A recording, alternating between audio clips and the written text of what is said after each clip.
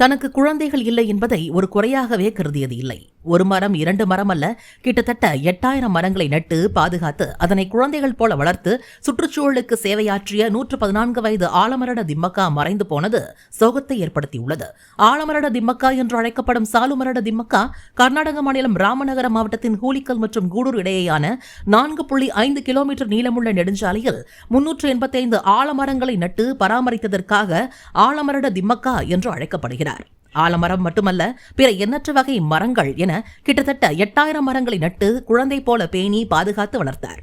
முறையான கல்வி இல்லை, சுற்றுச்சூழல் குறித்த எந்த புரிதலும் இல்லை. ஆனால் அவரது பணி இறுதியில் அடிமட்ட சுற்றுச்சூழல் பாதுகாப்பில் ஒரு அளவுகோலாக மாறியது. அவரை நிலையான வாழ்க்கையின் சின்னமாகவே மாற்றியது.